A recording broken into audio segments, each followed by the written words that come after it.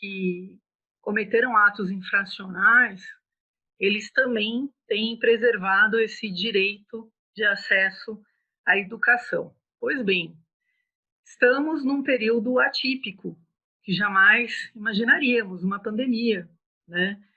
E como em casos, né, atípicos, a primeira coisa que a gente tem que priorizar é a vida.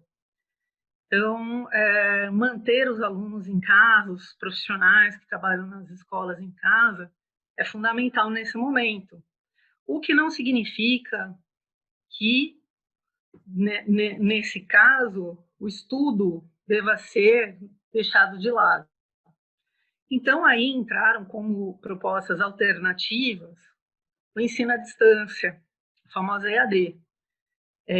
Independente da pandemia, a gente sabe que tem alguns cursos superiores que já trabalham há anos com essa modalidade.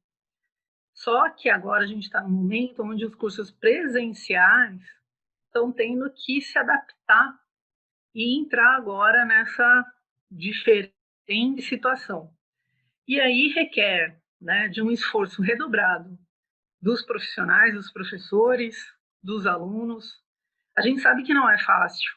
Não é fácil quem está assistindo aula à distância. O contato aluno-professor é muito importante.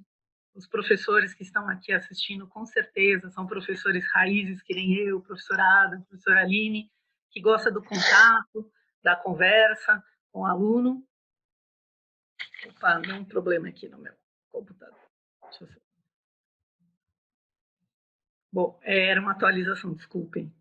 Mas, enfim, uma alternativa é o ensino à distância, como a gente está falando.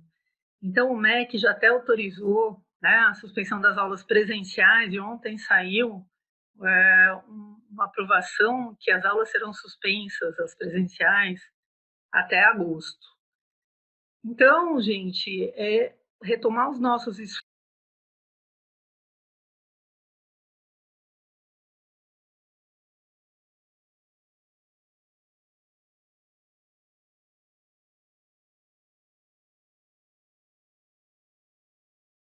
Será que aconteceu alguma coisa? Eu acho que ela deve ter Caiu, ela começado uma escreveu. atualização. Isso, ela deve ter caído. Enquanto ela retoma, então, eu gostaria de passar a palavra, então, para o nosso diretor, o João Xavier e a Tânia Mara, porque devido a essa correria de trabalho administrativo, eu gostaria de passar a palavra para os dois, para que eles possam também dar suas devidas contribuições. Perfeito.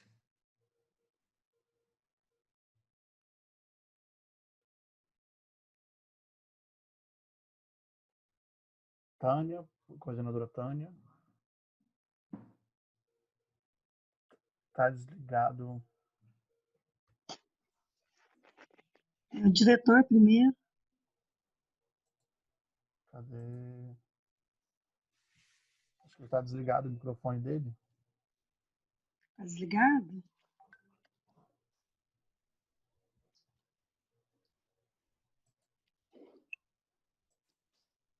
Agora sim. Oi, José, para mim falar agora, José? Isso, pode falar. Deixa eu tirar um pouquinho a máscara. Estou só eu aqui na minha sala.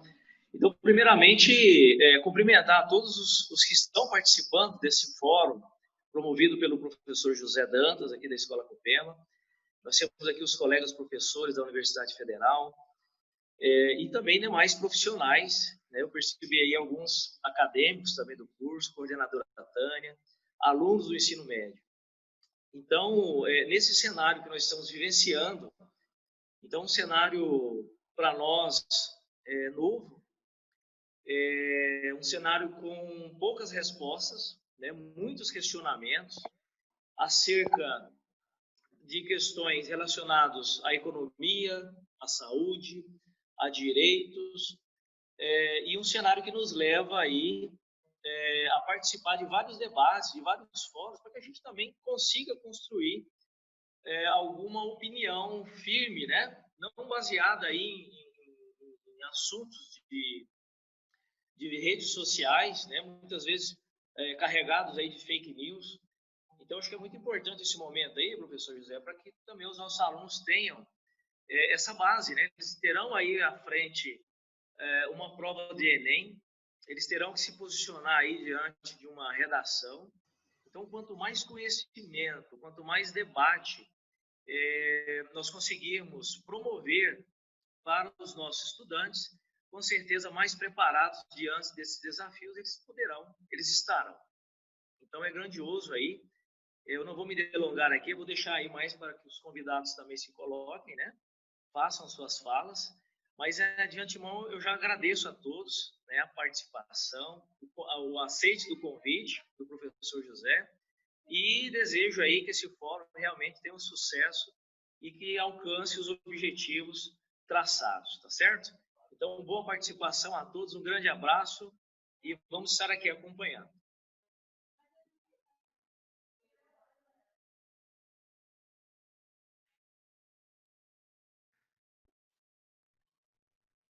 Obrigado, professor.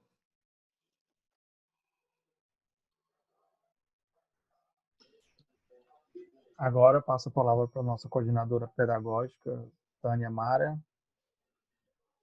Bom dia.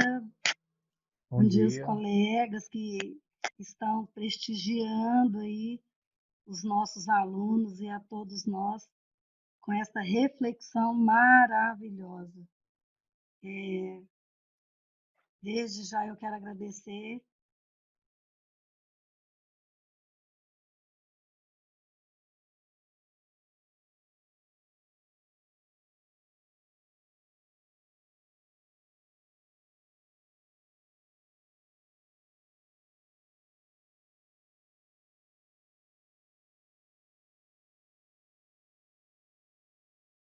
Acho que caiu a internet dela aí, José.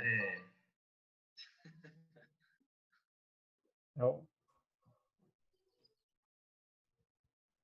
se ela... Será que ela está voltando aqui? Se for o caso, a gente pode continuar. Isso, então... Bem, vamos dar... Enquanto a Ana Paula não consegue retornar, eu passo a palavra agora, então, para a professora Aline, que também é professora do curso de Direito, é a vice-coordenadora do projeto de extensão e vai falar um pouquinho com a gente sobre outro direito social, o direito à saúde. Então, eu passo a palavra à professora Aline.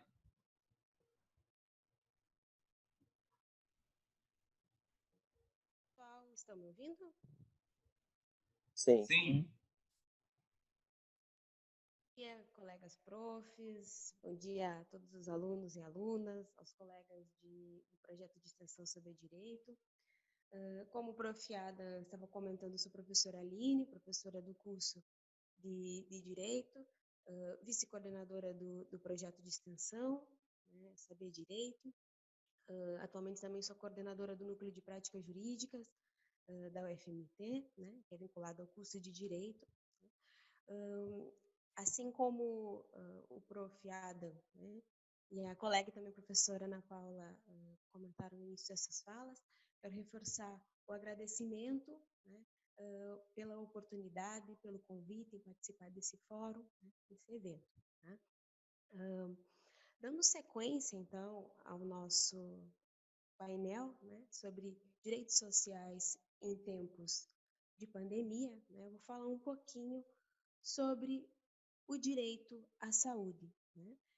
Como o prof. Adam comentou ali no início, né, na introdução, comentou do artigo 6º, que ele vem, então, né, na sequência ali do famoso artigo 5º, que a gente que estuda aí, e lá na graduação, que pensa o direito, o artigo 5º, ele é um artigo, assim, bem famoso lá na área do direito. Não sei se os alunos aí, os colegas que estão nos ouvindo, né, já escutaram falar, já tiveram contato com o artigo 5º, 6º. Se não, até fica aí uma dica, eu acho que é muito interessante a gente consultar a nossa Constituição Federal, independente aí do caminho, né, que cada um pretende trilhar, qual área pretende aí escolher futuramente para atuar na profissão, né. O direito à saúde, ele é o segundo direito, então, que ele está previsto no artigo 6º. E o que consiste, né, o que vem a ser direito à saúde? ainda dentro, então, da nossa Constituição Federal, né, lá no artigo 196, que é mais abaixo, né, da nossa Carta Magna, ele vai dizer, então, vai prever, né, que o direito à saúde, né, ou seja, a saúde, ela é um direito de todos e de todas, né, e dever do Estado, garantido mediante políticas sociais, econômicas, que visem a redução do risco de doença e de outros agravos e ao acesso universal e igualitário às ações e serviços para promoção, proteção e recuperação. E aí vai ter uns outros artigos ali na sequência que também vai seguir falando sobre o direito à saúde, sem prejuízo de outras leis, né? Outras legislações que vão prever sobre isso. Mas só desse artigo 196 a gente já pode ter uma noção do que vem a ser o direito à saúde, né?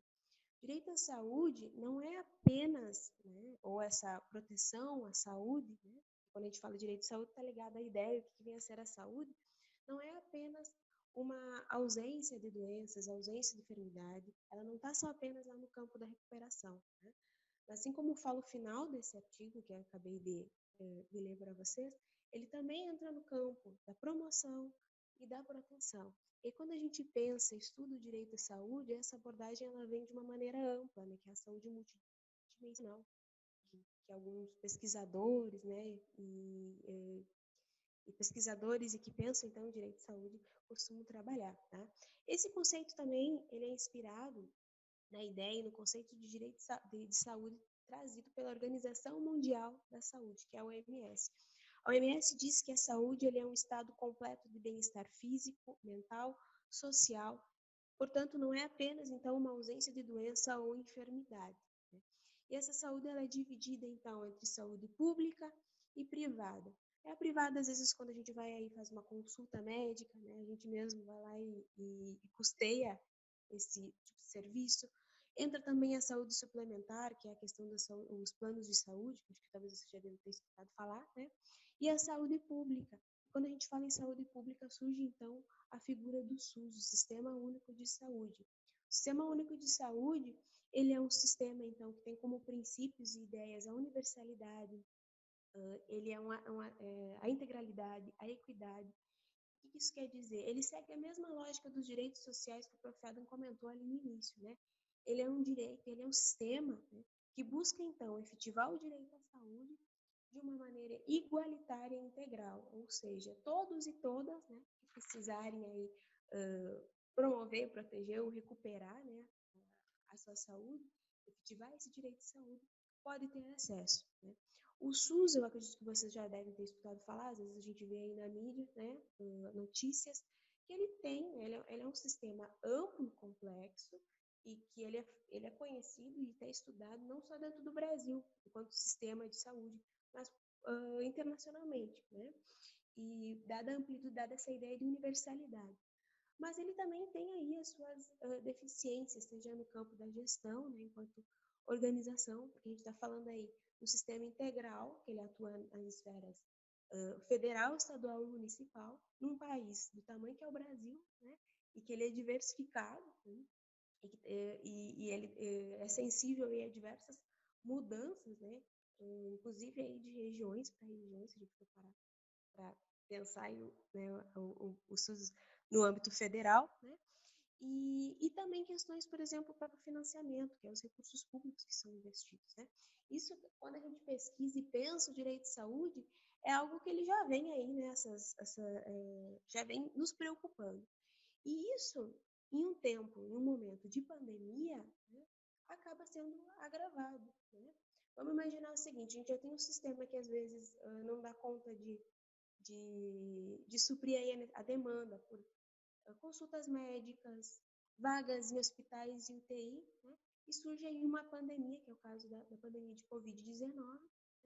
Isso acaba nos preocupando, seja para conseguir atender a demanda que vai surgir desse pessoal, né, que foi diagnosticado com Covid-19, e seja para continuar dando atendimento a outras enfermidades, né, que já existiam, né, uma demanda que já estava aí presente.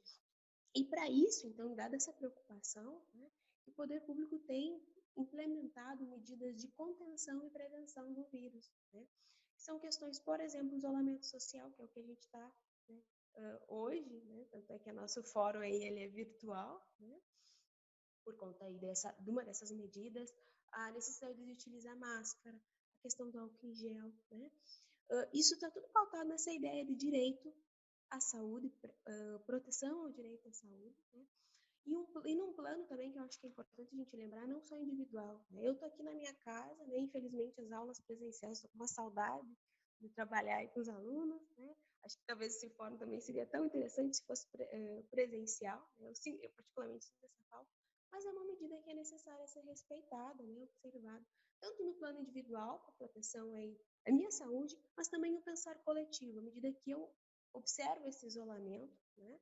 Claro que tem situações que as pessoas não têm, né, essa opção por conta que elas atuam em serviços essenciais. Elas têm que trabalhar, têm que ir para a rua, né? São situações específicas, né?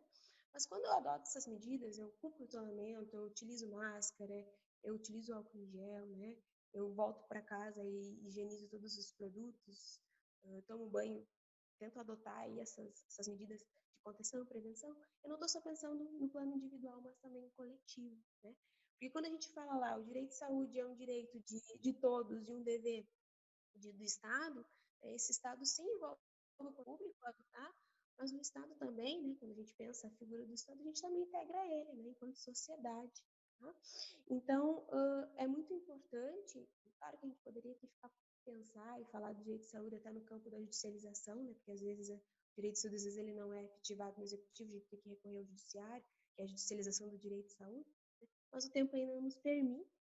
E só para, então, concluir a minha fala, já encerrando, né, reforçar a necessidade de observar, né, essas medidas nesse momento delicado que a gente está passando, né, espero que isso aí, né, ainda vai levar um tempinho, alguns meses, mas uma hora isso vai passar, né, e é importante a gente lembrar que o direito de saúde, quando ele é afetado, a nossa saúde é afetada, ela acaba refletindo sobre outras áreas, inclusive sobre outros direitos sociais, né. Se eu estou com a minha saúde debilitada, eu não vou conseguir estudar, né? Eu não vou conseguir trabalhar, e aí a gente vai envolvendo outros direitos sociais. Tá? Eu queria agradecer, né? Eu fico por aqui agora, e eu passo a fala então para a nossa colega de projeto, a Josilane, né?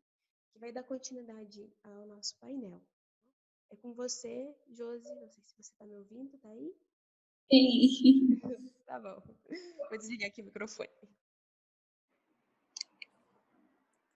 Bom dia a todos, bom dia professores, coordenadores da escola, bom dia alunos. Meu nome é Joselane, como vocês estão? Todos protegidos? Bom, eu vou falar hoje um pouquinho com vocês sobre o direito ao trabalho, que também é um direito social, que está no artigo 6º da Constituição Federal, que a professora Ada falou mais no início do nosso fórum. E o direito ao trabalho, ele está na nossa atual Constituição, que é a de 88, mas a primeira vez que ele foi elevado a um patamar constitucional, que ele foi colocado na nossa lei maior, foi na Constituição de 1934. Então, desde então, ele faz parte da nossa Constituição, está na Constituição, e em 88 ganhou esse destaque de um direito social.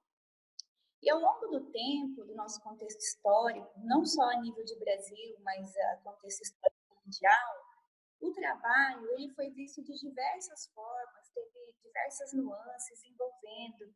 Na Grécia Antiga, era visto uma coisa indigna, numa visão mais espiritualista, era visto como um castigo divino. Em outras épocas, era visto apenas como uma exploração de uma classe dominante para uma classe dominada. Depois passou a ser visto como uma realização do homem, nas palavras do Benjamin Franklin, que o trabalho dignifica o homem. Então, assim, ele passou por diversos tipos de definição e visões ao longo do seu desenvolvimento. O que para a gente, nesse momento, importa é saber que ele é um direito social. E o que isso muda para a gente? O que isso implica na nossa realidade? Duas principais consequências. A primeira é que, sendo ele um direito, o trabalho, ele precisa de proteção. A partir do momento que a gente tem uma Constituição que diz que o trabalho é um direito social, o nosso ordenamento jurídico precisa regulamentar esse trabalho. De que forma que ele vai se dar, quais são os limites de uma carga horária diária, se o funcionário passa dessa carga horária, qual é o que ele vai receber a mais, qual que é a porcentagem disso, qual que é o limite do poder diretivo de um empregador sobre o seu empregado, o que eu preciso para ter direito ao seguro-desemprego. Então, a partir do momento que ele é considerado um direito, a gente tem que regulamentar toda essa situação. E, via de regra, no direito brasileiro, isso está na nossa CLT, que é a consolidação das leis trabalhistas. A segunda grande consequência dele estar na Constituição e ser um direito social é a garantia desse direito. Por exemplo, de nada adianta a gente ter um direito se ele não for garantido. Vai ser apenas letra morta. Veja, se não serve para nada, para que está lá então? Então, a gente precisa garantir esse direito ao trabalho, especialmente em tempos de crise, como que a gente vive hoje, causado pela Covid-19. Por exemplo, em um momento em que as empresas estão fechadas, que às vezes não tem outra alternativa a não ser a demissão de seus funcionários. Nesse momento, a gente vê muito mais a importância do direito social do trabalho, porque se ele é um direito, ele deve ser garantido. E garantido por quem? Via de regra, pelo Estado.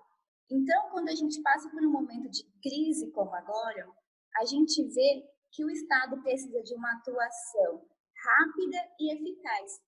E aqui eu quero trazer para vocês um primeiro exemplo de como o nosso Estado agiu durante essa pandemia para garantir o emprego e continuar garantindo esse direito que é nosso. Eu quero falar com vocês rapidinho sobre a medida provisória 936, que é uma medida provisória que permite a suspensão do contrato de trabalho e a redução salarial com a carga horária. O que isso quer dizer? Quer dizer que eu, enquanto empresa, enquanto empregador, tenho a possibilidade de não demitir o meu funcionário e manter ele trabalhando, assim como se estivesse trabalhando, mas com aquela suspensão do contrato de trabalho. Ou seja, eu não preciso demitir ele, a gente faz uma suspensão do contrato de trabalho e ele continua recebendo um benefício emergencial de preservação do emprego e de renda. Além dessa medida, o empregador também pode reduzir a carga horária desse funcionário, de 25% a 75% da carga horária diária dele. E isso também implica na redução do seu salário proporcionalmente. Mas todas essas medidas para garantir o nosso direito social ao trabalho, o que, consequentemente, garante a economia do nosso país. Essa medida provisória, inclusive, ela pode ser aplicada a vocês, aprendizes, que ainda são menores e que, às vezes, já estão aí no mercado de trabalho, como aprendiz. Então, isso se aplica tanto a vocês, quanto aos seus eventuais responsáveis, pais, que também trabalham de carteira assinada. Outra medida também que o governo nosso e os demais podem ter é a questão de disponibilizar linhas de crédito para as empresas, desoneração da folha de pagamento dos funcionários. Então, tudo isso é para garantir que nós possamos continuar trabalhando. Um dado interessante da Justiça do Trabalho durante esse período de pandemia é que, querendo ou não, por mais que existam essas medidas, ainda há um número grande de demissão. Só nesse período de quando a gente começou, aproximadamente 2 meses, na Justiça do Trabalho já tiveram 1.700 novos processos, e esses todos envolvendo alguma questão da demissão com Covid. E essas ações, elas já somam 570 milhões. E veja que esse é um dado divulgado pela Justiça do Trabalho de 1º de maio. E hoje a gente já está em 29 de maio, ou seja, quase um mês. Então, provavelmente, essa cifra já aumentou.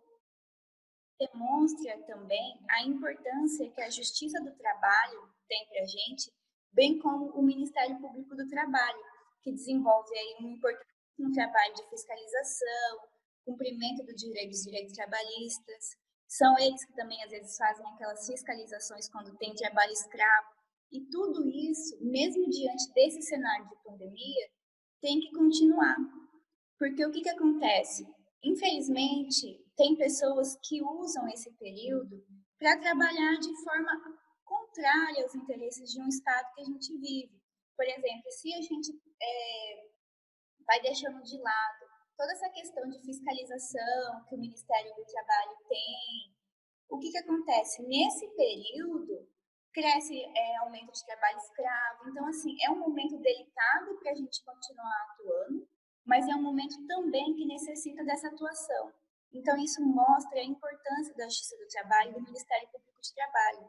Então, qualquer fala, comportamento no sentido de extinguir esses sistemas que a gente vive, assim, seria de um prejuízo muito grande para a gente, principalmente para nós, que ainda somos novos, que ainda temos um longo caminho de trabalho a percorrer e que precisamos ter esses direitos garantidos. E quando não, vez ou outra, precisamos recorrer ao judiciário, à justiça trabalhista. Então, assim, o direito do trabalho, ele vai ter diversos direitos, diversas ramificações enquanto situações, e tudo isso, infelizmente, pelo nosso tempo, não dá de ser trabalhado. Mas, assim, eu quero já deixar aberto o convite para a escola, para que possamos voltar em um outro momento, não só online, mas também presencial, quando passar toda essa crise, para que a gente possa fazer algo específico do trabalho, especialmente para os meninos do ensino médio, que já saiam, já ingressam direto no mercado de trabalho, para que vocês tenham mais profundidade nos direitos trabalhistas que vocês têm, que por hora não tem como aprofundar por conta do nosso tempo. Mas a contribuição do direito do trabalho para agora é isso, que é um direito social, que deve ser garantido mesmo em tempos de crise, e que por ser um direito vai caber via de regra ao governo garantir isso, que é o que às vezes tem tentado fazer com essas medidas de proteção ao emprego. Por hora é só. Gostaria de passar então, retomar então, que havia acontecido aquele probleminha técnico, para a nossa coordenadora pedagógica, Tânia Mara, né, que ela estava falando, aconteceu, que ocorre também, né? Tecnologia tem isso. E depois a gente retoma com a Ana Paula para finalizar o direito à educação. Ok? Certinho. Obrigado. Pessoal, bom dia. Bom dia aos alunos da Escola Copema, os colegas que estão aí participando desse fórum, que prepararam com tanto carinho essa temática para ser refletida e discutida agora nessa manhã. Eu particularmente estou gostando muito, porque para os nossos alunos está sendo assim uma abertura de consciência, de direitos, e acredito que o novo cenário que vem aí é justamente fazer valer esses direitos, a garantia de todos esses direitos que vocês estão colocando de forma tão simples e tão esclarecedora aí para os nossos alunos. Então, como coordenadora pedagógica da escola, só tenho que agradecer a participação de cada um de vocês e também agradecer ao professor José, que está à frente aí desse fórum e que organizou essa temática em tempos tão difíceis como esse na qual estamos vivendo. Tá? Muito obrigada. E que os nossos alunos, eu tenho certeza que hoje eles sairão daqui com uma consciência diferente. É claro que vai haver um crescimento de consciência, porque o conhecimento ele gera o quê? Uma consciência melhor da realidade na qual estamos vivendo. Muito obrigada.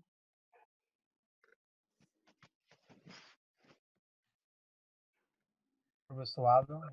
Obrigado, professora. Eu retomo a palavra com a nossa participante do projeto, a Ana Paula. Bom, pessoal, vocês estão conseguindo me ouvir? O microfone está funcionando? Que bom. Sim. Gente, sem querer, não estava programado, mas vocês viram, eu consegui demonstrar para vocês ao vivo que EAD falha. As tecnologias falham. Meu computador, do nada, começou a atualizar e me fez passar essa vergonha, né, perante vocês, mas estamos em casa aqui, né, vamos passar por isso numa boa. Então, pessoal, só finalizando a minha fala, né? Eu estava entrando nisso, falando das EADs, que são o quê? Que a gente tem que encarar como uma solução emergencial devido ao momento. Não é o ideal, ninguém gostaria de estar. Tenho certeza que todos os colegas que estão aqui gostaríamos de estar com vocês numa sala de aula, conversando, vendo o rosto de vocês. Essa interatividade é fria, é distante do que a gente gosta, né, de trabalhar. Mas, enfim, quando a gente chega nesse ponto, que o Ministério da Educação, cumprindo, né, a sua obrigação de garantir o acesso, né, a todo cidadão, ele autorizou as medidas de EAD. Né? E hoje eu estava, se eu não me engano, caiu bem quando eu estava falando que o Senado ontem avisou, né, que as aulas presenciais estão suspensas até agosto.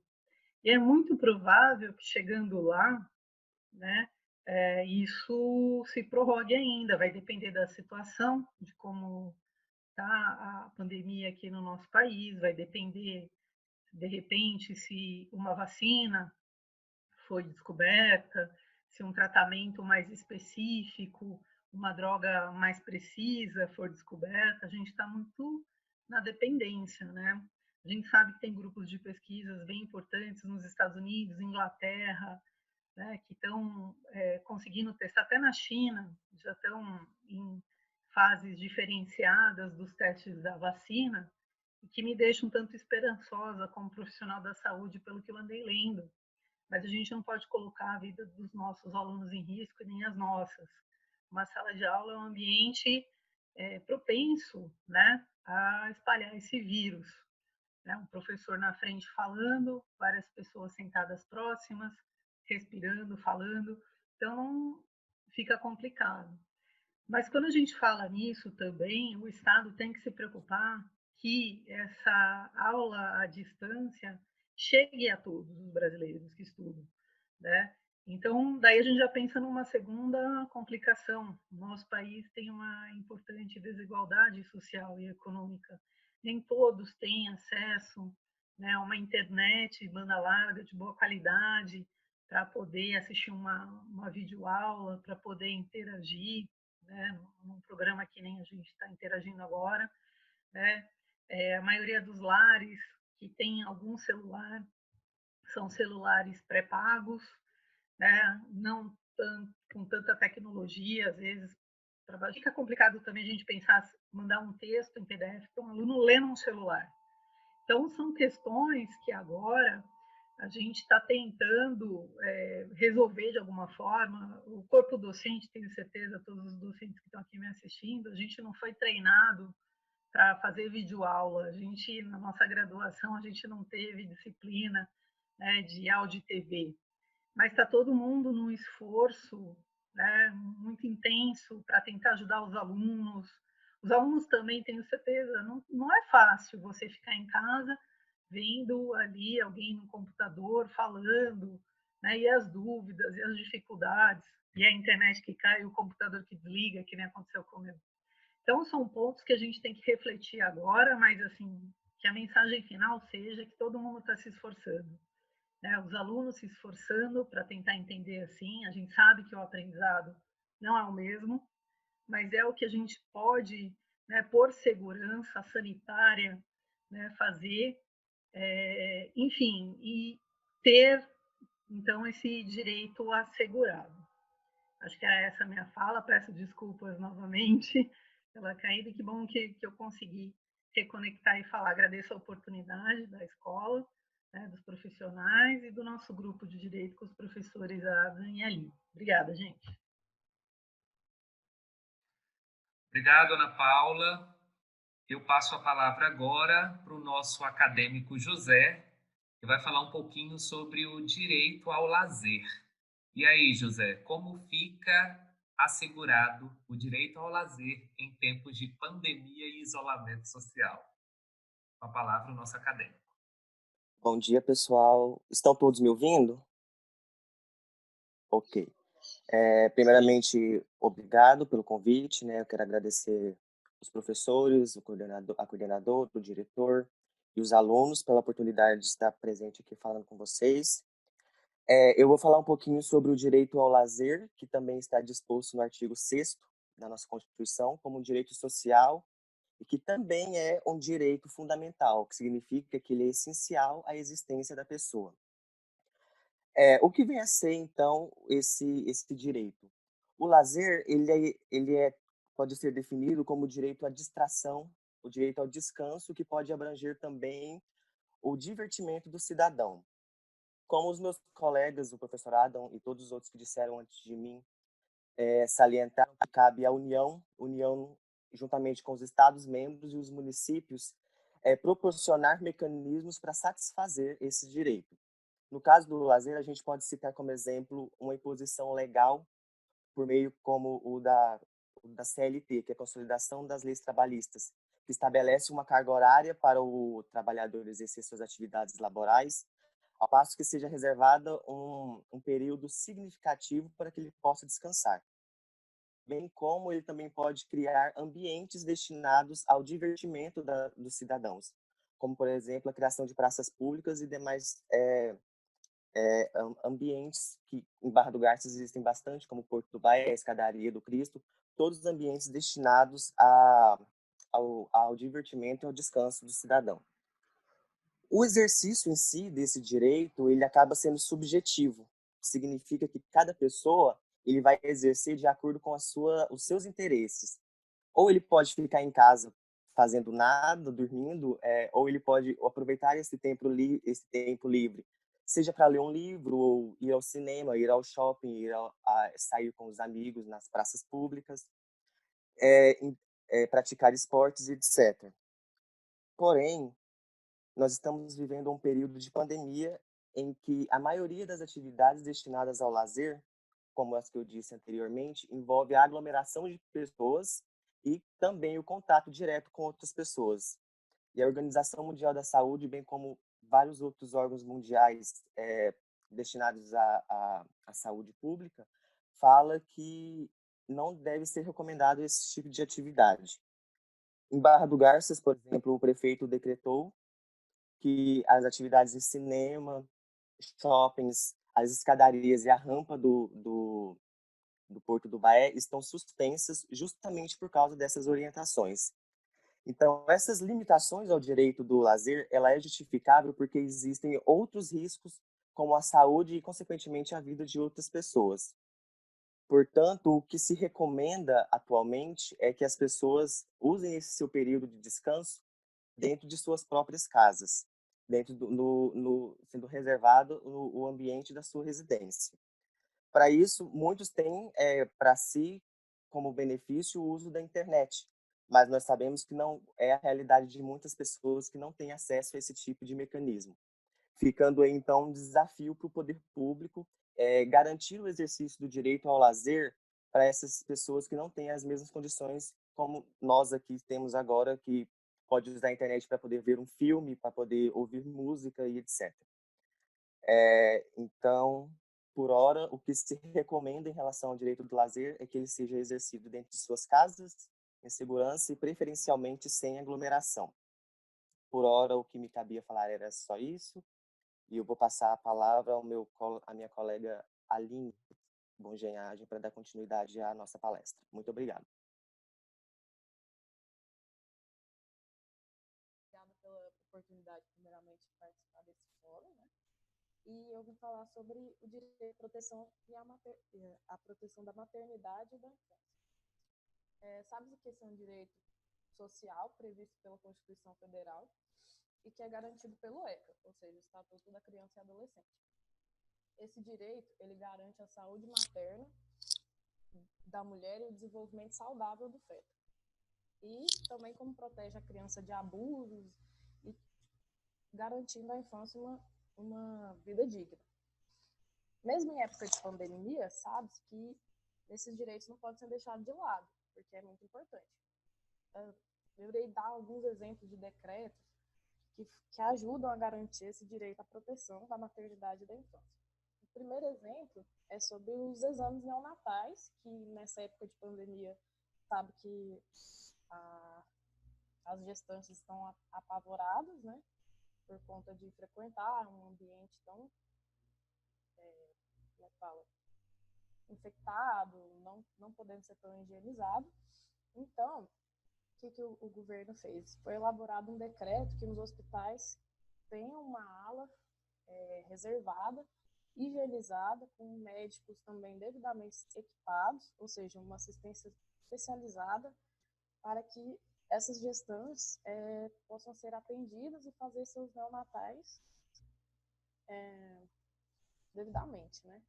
E também, agora, depois, mesmo sabendo que essas gestantes elas não são uma das mulheres vulneráveis ao Covid, o órgão do Ministério da Saúde decidiu que elas são, sim, do grupo de risco, querendo dar uma devida atenção maior para essas mulheres, porque, querendo ou não, elas são mais vulneráveis à saúde delas, né? Ou seja, essas gestantes, elas têm que ser afastadas do trabalho e, se não tiver como afastar elas do trabalho, é necessário que elas ganhem o auxílio-doença.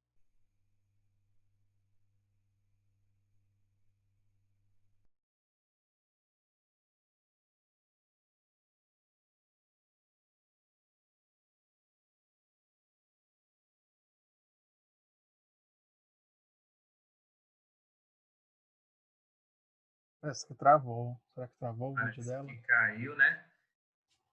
Para a gente não perder tempo, eu convido o Conrado, que vai falar sobre o último direito social previsto no artigo 6º, que é o direito de assistência aos desamparados. Se a Aline voltar, a gente retoma com ela depois da fala do Conrado, então. Ok? Conrado? Oi, gente, está todo mundo me ouvindo? Bom dia, primeiramente, tá? Eu sou o Conrado e, como o professor Ada já adiantou, eu vou estar falando sobre o direito de assistência aos desamparados, né? Que eu acredito que o momento que é o atual, né, de pandemia, eu acho que é um dos direitos, assim, eu não diria mais importante, porque dos direitos sociais todos têm sua importância, mas se torna essencial, como todos os outros. Aí a gente fala, né, o termo desamparado, mas o que seria desamparado, né? Uma pessoa desamparada, né, segundo a doutrina, os estudiosos do direito, é uma pessoa que não recebe nem periodicamente ou continuadamente nenhuma espécie, nenhuma quantia em dinheiro, nem do Estado, nem de um empregador ou qualquer pessoa. Ou seja, desamparado realmente é uma pessoa que não tem acesso a nenhuma fonte de renda. E esses direitos, eles estão focados principalmente nessas pessoas, né? Esse direito, ele surgiu na Constituição de 88, e é por isso até, né, não só por causa desse, mas por causa de todos os direitos sociais, que ele é chamado de Constituição, é uma Constituição chamada de cidadã, porque ela traz muitos direitos a nós, cidadãos, né? A gente pode dizer que é uma questão assim de equalizar as situações desiguais, é uma tentativa de realmente pegar as pessoas que não têm essa condição, não têm nenhuma condição financeira, e tentar dar o mínimo existencial para essas pessoas conseguirem sobreviver sozinhas, dar um pouco de independência para elas, né? E nesse tempo agora de pandemia, a gente tem certeza que vai surgir muitos novos casos de pessoas que não estavam numa situação de desamparo, mas que vai entrar numa situação de desamparo por conta do desemprego e todos os outros problemas relacionados à economia, né? Eu vou ler aqui para vocês, duas linhas só, o artigo 203, que eu acho que é um dos artigos mais essenciais no tocante ao direito de assistência aos desamparados, né, que fala: a assistência social será prestada a quem dela necessitar, independentemente de contribuição à Seguridade Social. Esse artigo aqui, ele está mais relacionado à questão do benefício de prestação continuada, que é o BPC. É aquele famoso benefício que a gente escuta as pessoas falando, que ele é voltado para pessoas que têm algum tipo de deficiência ou têm alguma doença crônica e não conseguem trabalhar. Então, a obrigação do Estado é de dar esse auxílio, né, esse benefício para essas pessoas, para elas terem o mínimo possível de chance de sobreviver na sociedade, né? Esse é um ótimo exemplo de como funciona o direito de assistência. E outro, né, que mesmo já tendo a maioria das pessoas já sabendo como se trata, eu acho que é muito essencial a gente trazer aqui para o debate, que na atualidade do coronavírus é o maior exemplo de assistência às pessoas desamparadas, é o direito ao auxílio emergencial, que realmente foi criado para suprir essa necessidade dessas pessoas, esses novos desamparados que estão vindo a surgir, né? A gente pode observar que realmente ele foi criado nesse intuito, né, por conta dos seus requisitos: desempregados ou autônomos, maiores de 18 anos, sem carteira assinada e com renda familiar de até 3 salários mínimos, ou seja, realmente é voltada para essa parcela da população, né? E nos casos das mães, né, como a gente sabe, mães solteiras vão ganhar em dobro, né, porque obviamente o gasto também é bem superior. Outra coisa que eu também gostaria de trazer aqui para a gente, no tocante a esses direitos assistenciais aos desamparados, é uma questão que eu acho que se torna muito importante agora, nessa época também, que é um direito que não foi criado agora, ele já existe há um tempinho, mas muita gente não tem conhecimento. E eu acho que, nesse momento, qualquer dinheiro que a gente consegue economizar, né, dizendo assim, se torna muito importante e pode mudar muito a vida de algumas pessoas que estão mais na necessidade, que é a tarifa social de energia, que muita gente não sabe, mas as famílias cadastradas no cadastro único, que é o mesmo para receber o auxílio emergencial, que é o mesmo para o ID Jovem, e que tem a renda mensal por pessoa menor ou igual a meio salário, ou na família de 3 salários com portador de doença, ou seja, se a família tiver algum portador de doença e a renda deles for de até 3 salários mínimos, você vai ter acesso. Ela também é para famílias indígenas ou quilombolas. Como funciona essa tarifa social, gente? É um subsídio que o governo paga da uma parcela da sua energia. Não uma parcela, mas uma quantia, que pode ser até de 65% de desconto, mas vai variar do tanto de energia que você gasta por mês, porque realmente é voltado para a comunidade pobre. Então, não vai pagar uma energia caríssima. O limite é de 220 kW por mês e ela traz exatamente essa essência de querer fazer uma certa redistribuição, né, de valores para a comunidade mais pobre. Também a gente pode falar do Bolsa Família, né, que também entra muito nessa questão de assistir aos desamparados, né? E uma coisa que também que eu acho legal falar é que eu não vi muito sendo divulgado, que foge um pouco da questão de assistência econômica, mas eu acho que é importante porque é uma assistência, digamos assim, de formação, que eu estava lendo ontem, achei legal falar aqui, compartilhar com vocês, para vocês compartilhar para os idosos que vocês conheçam e não saibam. Muitos moram sozinhos e precisam de informação. É que o Ministério dos Direitos Humanos criou um número chamado Disque 100, que a população idosa pode ligar para tirar suas dúvidas sobre o coronavírus, porque a maioria estão apavorados e não tem informação suficiente da doença. E vocês sabem que a comunidade idosa ela está mais sugestiva a cair nas fake news, né? Então, é importante ter um centro de informação para eles, né? Eu gostaria de agradecer a todos, né, voltar agora, acredito que a Aline voltou, mas eu gostaria de encerrar minha parte agradecendo a oportunidade da escola e que venham muitas outras oportunidades de a gente estar fazendo essa parceria.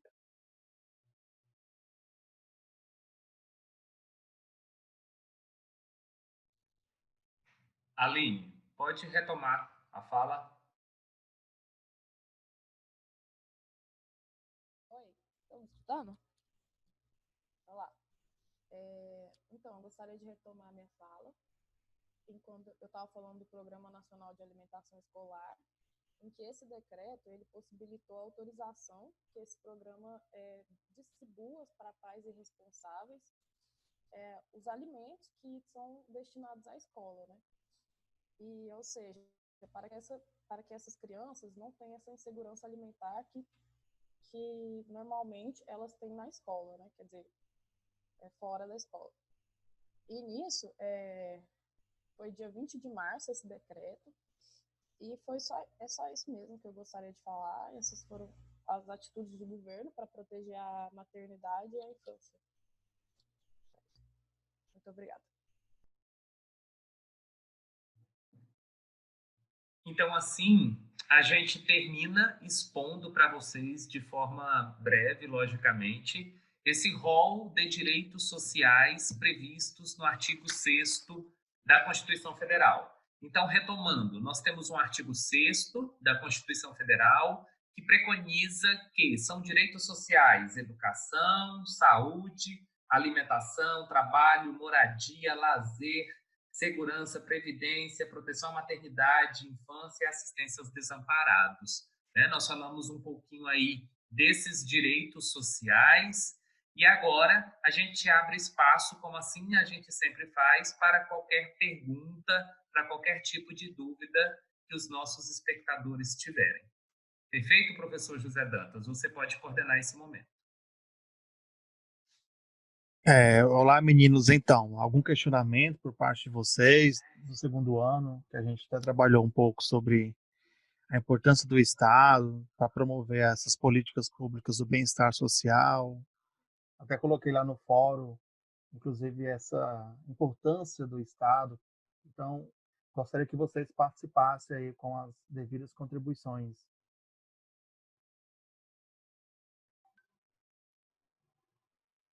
Segundo ano, Alexandre, cadê vocês aí? Rebeca?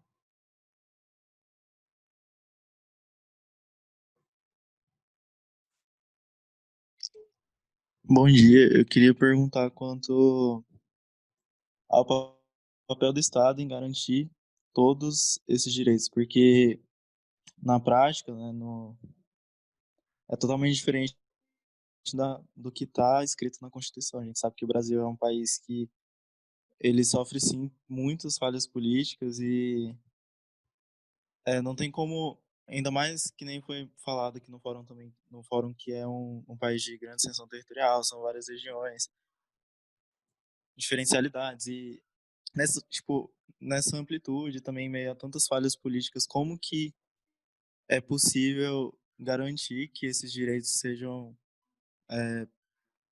proporcionados assim de maneira pelo menos quase totalitária?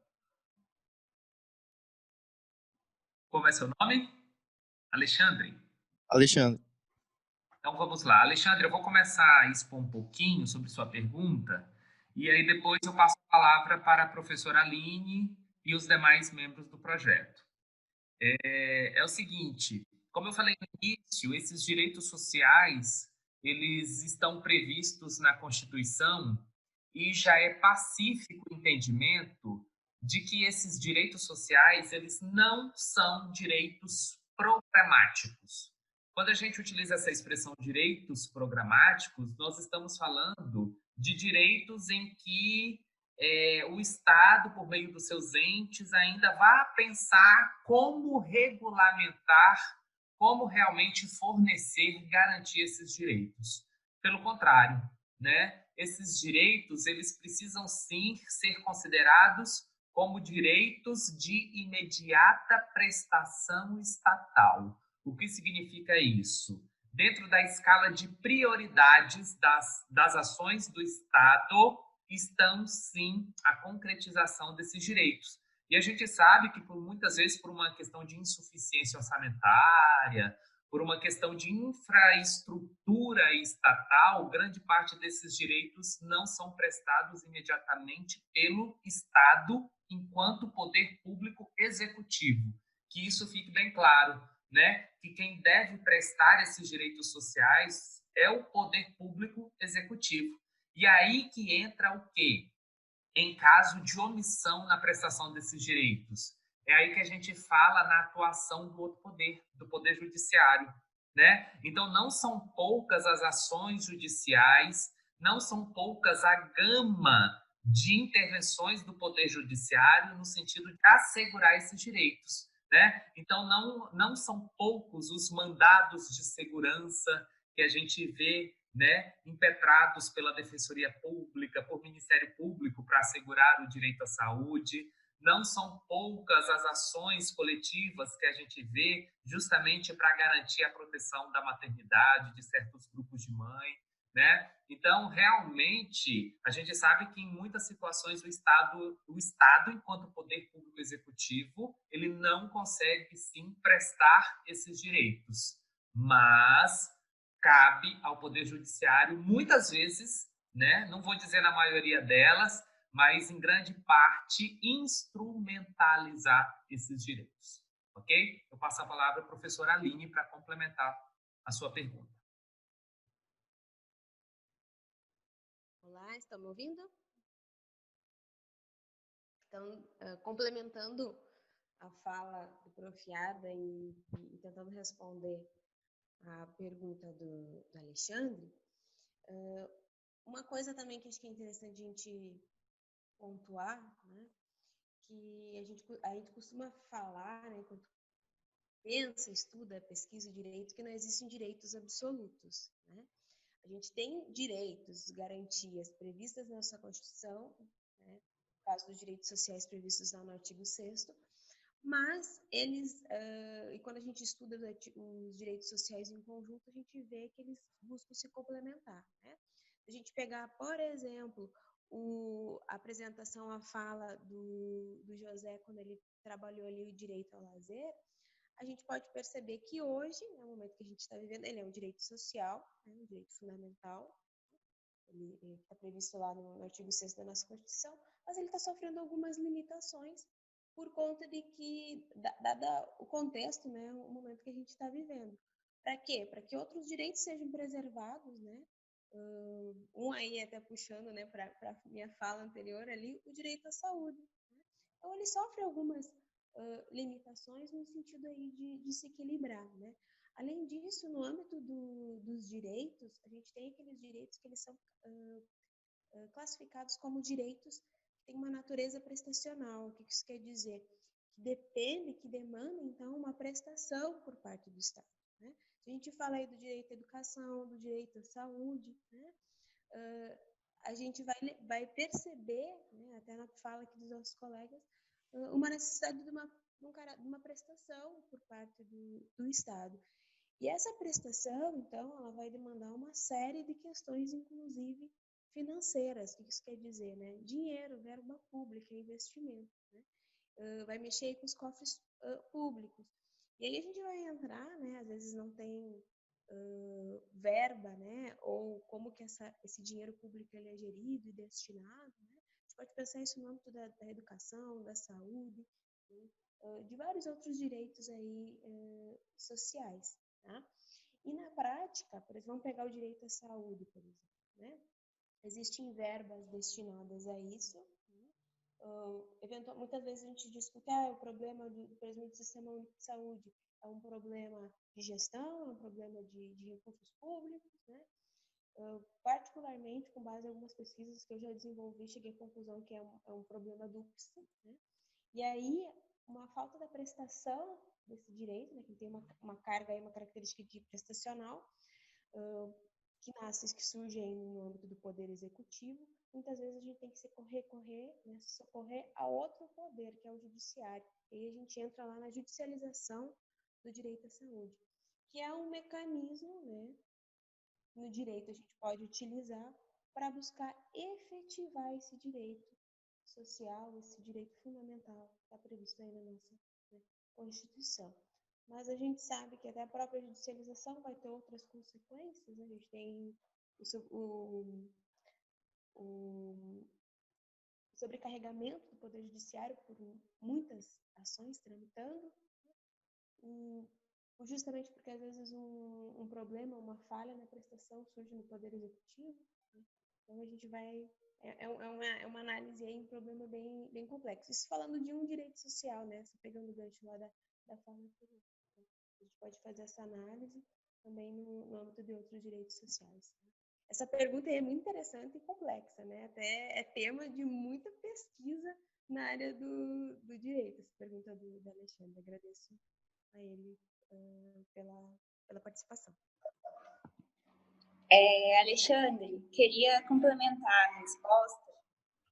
Até uma coisa bem interessante para vocês anotarem e enriquecer a redação do Enem, galera do terceiro ano, caso caia algum tema relacionado a políticas públicas, direitos sociais, direitos fundamentais, é a questão da reserva do possível versus o mínimo existencial.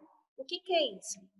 O mínimo existencial, ele é um conceito de que nós, enquanto seres humanos, que temos direito à vida digna, vivemos em um Estado que respeita o princípio da dignidade da pessoa humana, devemos ter um mínimo existencial, que é um conjunto de direitos básicos para que uma pessoa tenha, de fato, uma vida digna, que é um acesso à saúde, acesso à educação, ter uma moradia, alimentação, que são basicamente esses direitos do artigo 5º e 6º. O que acontece? Esses direitos, como a professora Aline disse, eles não são plenos. Por vezes, a gente vê falha na educação, vê falha quando você precisa de uma assistência médica e não tem. Quando você ingressa na justiça por meio de um advogado, por meio de uma defensoria pública, o Estado ele vai alegar como argumento a reserva do possível. O que é isso? Ele vai falar, eu faço o possível, eu não tenho como fazer mais, a minha reserva do possível é isso. E o que acontece? O juiz ele vai ter que decidir para quem que ele vai dar razão. Se é para a pessoa que está ali alegando o mínimo existencial, ou se é para o Estado que está alegando a reserva do possível e falando, olha, eu não tenho o que fazer, eu só tenho dinheiro para fazer isso. E aí, esse reserva do possível, ela vai ser dividida em duas linhas. A reserva do possível fática, se vocês quiserem anotar e depois procurar mais sobre, e a reserva do possível jurídica. A fática quer dizer o quê? Realmente o Estado não tem.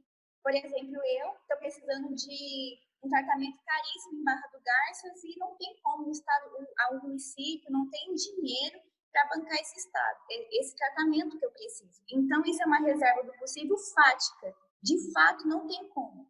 E a jurídica é porque aquilo não está previsto no orçamento, o município até tem esse dinheiro para bancar esse tratamento meu, mas aquilo não foi previsto numa lei orçamentária, assim, bem a grosso modo falando. Então, por vezes, o juiz ele vai acatar o meu pedido, porque o Estado tem dinheiro, mas ele está alegando uma reserva do possível jurídica e não fática. Então, a gente vive no direito esse eterno dilema entre você garantir e você não ter como o dinheiro suficiente para garantir aquilo. Então, dá uma pesquisada nesses termos, reserva do possível e mínimo existencial, que, assim, são temas bem legais, como a professora Helene falou, temas de tese de mestrado, doutorado. Então, assim, para vocês do terceiro ano, vocês que ainda vão chegar no terceiro ano e prestar o Enem, são coisas essenciais para vocês levarem para uma redação e dar uma alavancada na nota de vocês. Então, assim, procura sobre isso, esse dilema, e infelizmente a gente vive isso mesmo na prática, até para a gente do direito, quando a gente começa o curso, fala, nossa, mas a gente tem tanto direito e cadê eles, né? Por onde que eles foram? Então, assim, infelizmente isso é até uma frustração, que eu acho que toda pessoa que estuda direito, doutrinador, jurista tem, que é você saber o que você tem e você ao mesmo tempo não tem. É só isso.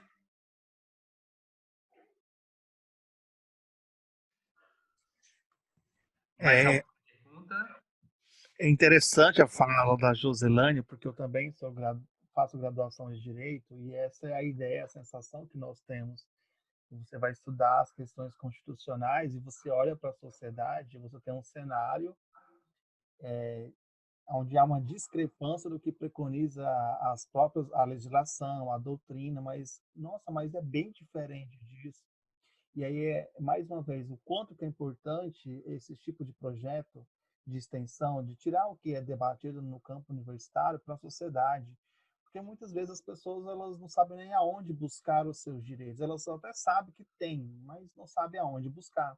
Eu ouvi muito isso. Nossa, mas eu não sabia que eu tinha direito a isso, mas onde que eu vou? Por incrível que pareça, isso é muito comum em Barra do Garças ainda. Ainda bem que tem essas iniciativas, esses projetos para levar, debater essas questões, porque agora nós vamos disseminar essas informações, coisas que eles fizeram também aí pela sociedade barragarcense, em escolas. Propagar esse conhecimento ele é muito importante, porque é daqui que nós vamos disseminar essas informações. Aqui hoje deu 75 pessoas nesse fórum. Então, dessas 75 pessoas, terão informações que vão circular, como também teve essas informações que eles levaram para as outras escolas aí anteriormente, comunidade. Então, é extremamente importante a gente ter esse embasamento do meio jurídico na hora de passar a informação e sair um pouco do achismo, aquilo que o diretor falou preguiça. Eu vi no WhatsApp. E aí nem sempre o WhatsApp ele serve como base para a gente dar uma legitimidade nas nossas falas, nas nossas informações.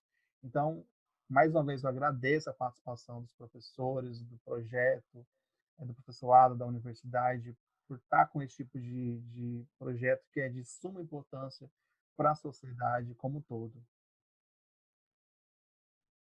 Perfeito. Mais algum aluno do ensino médio tem alguma pergunta?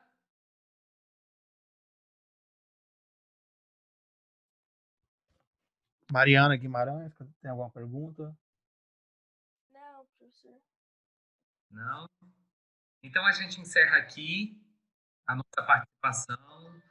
Em nome da Universidade Federal de Mato Grosso, em nome do projeto de extensão Saber Direito, Ações Cidadãs em Barra do Garças, em nome do curso de Direito do campus do Araguaia, nós agradecemos o convite, professor José Dantas, direção da escola, coordenação pedagógica da escola, e nos colocamos à disposição sempre para participar de todas essas ações, né, de fomento do conhecimento. Essas ações, elas nos engrandecem não apenas enquanto profissionais, mas também enquanto pessoas, né? Eu deixo aqui o nosso convite para que venham participar conosco enquanto membros da equipe do projeto de extensão, tá bom? Professor José Dantas, que é acadêmico de direito, sinta-se convidado para ser um dos membros da equipe do nosso projeto.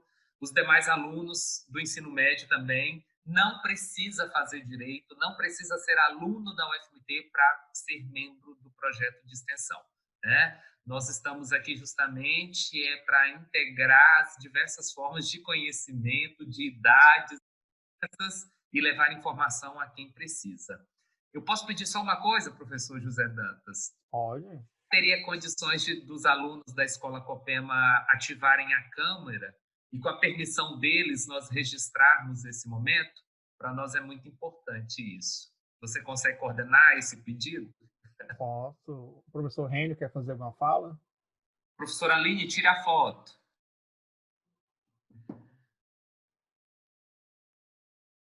Seu microfone está desativado. Somente agradecer a participação, né, da UFMT e do programa em relação à nossa escola, né, e à cidadã. Então, fica aqui meus agradecimentos a todos. Obrigado, professor. Pessoal, estão ativando as câmeras, eles estão acanhados. Não é costume. Sem problemas.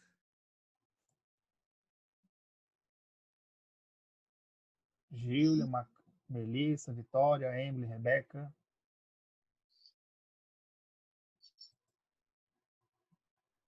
Maria Eduarda, Iago, Yasmin. Não tem problema. A gente deixa para uma próxima oportunidade, quando eles se sentirem mais... Está aparecendo aqui. Estão? Ótimo. Então, É que para mim não aparece.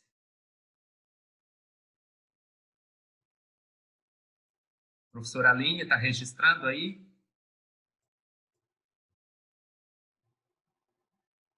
Eu tirei algumas. Aí, agora sim. Efetivando.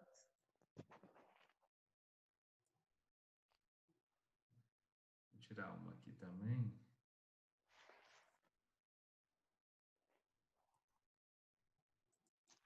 Pessoal, então a gente agradece mais uma vez e nos colocamos à disposição para qualquer outra necessidade.